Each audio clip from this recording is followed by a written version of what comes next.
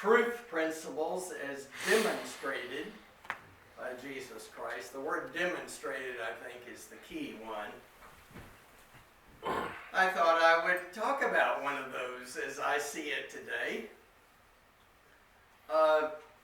Probably the Sermon on the Mount is one of the most concise summaries of all the truth principles that are demonstrated by Jesus Christ. We've got the Beatitudes, you remember, and I'm thinking about doing some stuff on the Beatitudes in the next couple of months or so. But just following the Beatitudes, there is a statement where Jesus says to the people gathered there, "You are the light of the world. A city built on a hill cannot be hid. No one lights a lamp and puts it under a bushel basket, but on a lampstand, and it gives light to the whole house. In the same way, let your light shine before others." This little light of mine, remember that? "So that they may see your good works and give glory to your Father in heaven." There's this one statement, I think, sums up the core of Jesus' view of the spiritual life. And it's this. Jesus said to them, "You, just as you are the light of the world." Now, this statement may seem not all that great to those of us that are familiar with it, but it gets even more staggering if you look at the context in which it was said. Who are the them he's talking to here? There were people there that day that considered themselves as followers of Jesus, but it seems like there was a whole crowd of other people that were not followers of him. But Jesus seems to be referring to all of them when he says these words. As indicated by some of the other stories, the number of people could have been in the thousands. Remember, he supposedly fed 5,000 one day and 4,000 another day. I believe Jesus knew that he was addressing the entire multitude, and by inference, the whole human race. He did not point out that he was talking only to the disciples. He did not say, "Although it may appear that I'm speaking to all of you, I'm really only talking to those who've decided to follow me. The rest of you should know that what I'm saying is not true for you. You can listen in, but only the people in the front row are the ones I'm talking to." Now, by the time Matthew wrote, those of you who remember the biblical scholarship that I've been teaching you over the last 11 years will remember, I'm sure, that Matthew wrote about 55 years following the crucifixion. By then, there may have been a belief that only Christians could be light. But remember, Jesus doesn't know anything about being Christian, okay? Everyone in the crowd that day is either Jewish, Greek, Syrian, Romans, Galileans. There could have been a bunch of pagans there that day. There's not one Christian there, not even Jesus. What we now call Christianity was shaped by the Apostle Paul and others who had not yet appeared on the scene. Nobody there, not even the disciples, held any beliefs which we now associate with Christianity. The disciples at that point were not sure what was going to happen to Jesus, nor what would have been the outcome of his movement. They certainly had not made a profession of faith in Jesus as Lord and Savior and been baptized followers of Jesus were only much later called Christian at Antioch, and even then, they didn't know anything about doctrines and creeds that would later define it. Can you imagine a TV evangelist in our day addressing a whole crowd of people, none of whom were Christians, and telling them, "You are the light of the world"? So Jesus is addressing a crowd of people in which there were no Christians as such, and many of whom were pagans with strange religions or no religion at all. These were the people he was saying are the light of the world. Got that?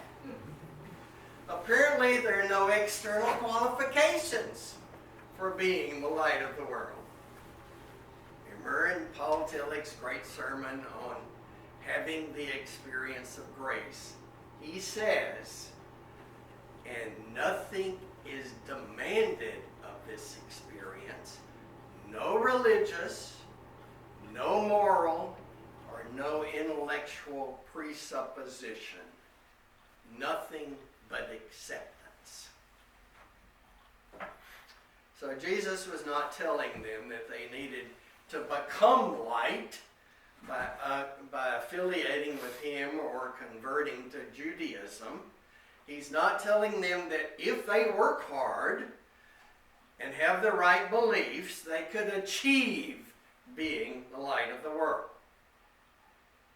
He's telling them that they already are, within their very being, the light of the world, and they were to let that light shine for the sake of the whole world.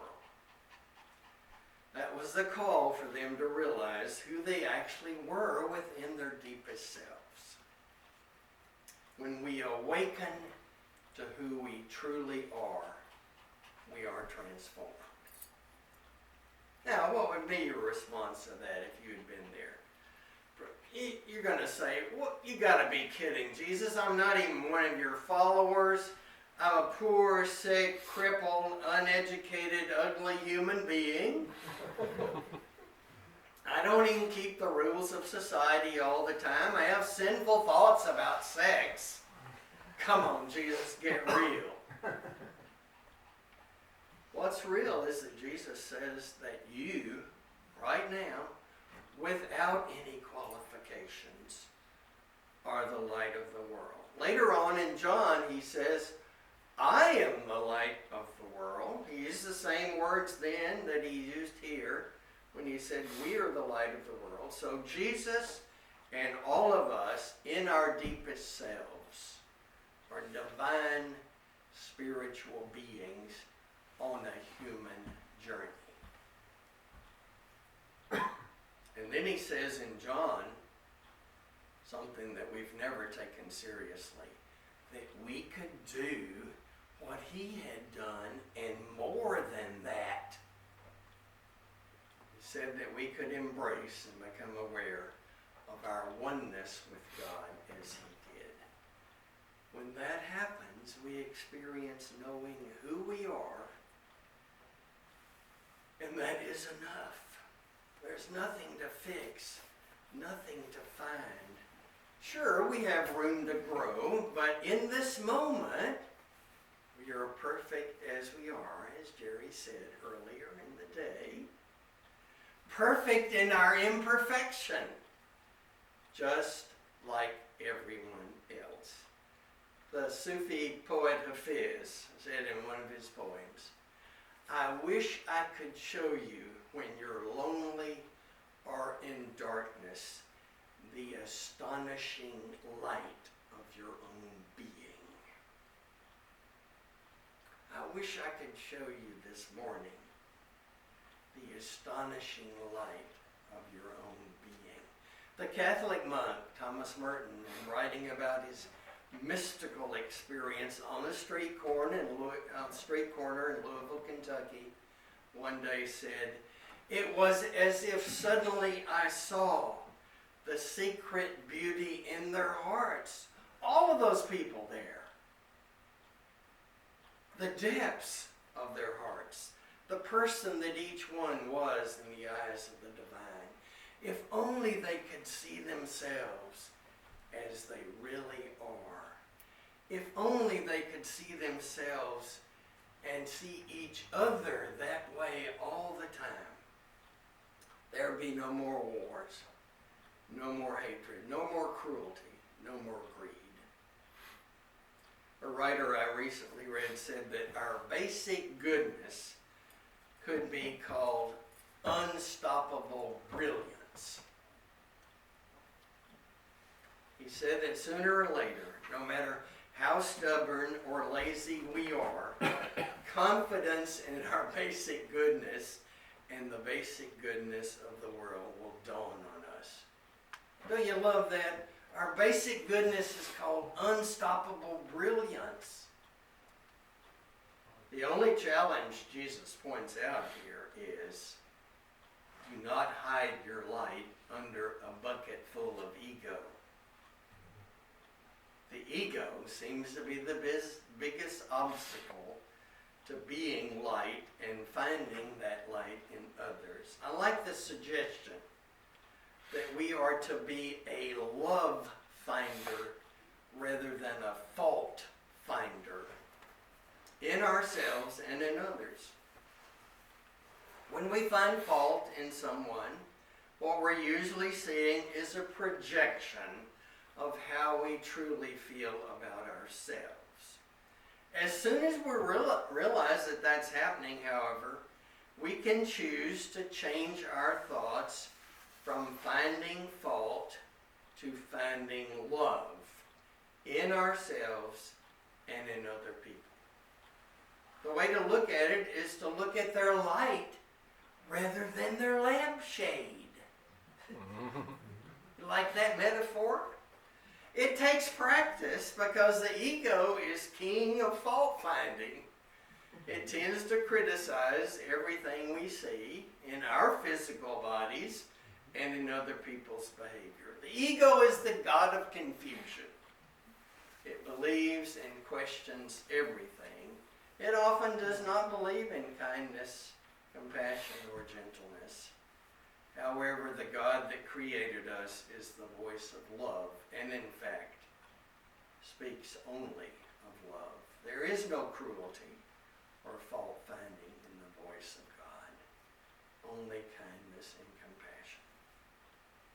When we live in love, we go through life shedding light and sowing peace and joy in our hearts and in the way we treat others. This awakened state of light that I'm talking about is nothing more than fully knowing ourselves and our world just as we are. In other words, the ultimate fruition of the Jesus path is simply to be fully human. And when we talk about the Beatitudes, we'll talk more about that. Simply being fully human. Eric Butterworth, which we've already heard from this morning, tells about a college professor who had his sociology class go to the Baltimore slums and get case histories of 200 young boys. Most of the students thought the boys that they studied would never have a chance at a productive, successful life. 25 years later, another professor decided to follow up on the study. With the exception of 20 boys who had moved away or died, he learned that 176 of the remaining 180 had achieved extraordinary success as teachers, lawyers, doctors, businessmen, priests, and so forth. The professor was astounded and decided to pursue the matter. He asked all the men in the area how they accounted for their success. In each case, the reply came with feeling, there was one teacher. The teacher was still alive. he sought her out and asked the elderly but still alert woman what magic she had used to pull these boys out of the slums into successful achievement. The teacher's eyes sparkled and her lips broke into a gentle smile. It was really very simple, she said. I loved those boys. One teacher decided to be the light of the world for those boys. You are the light of the world, she communicated to the boys without any qualifications, and they decided to live out of it.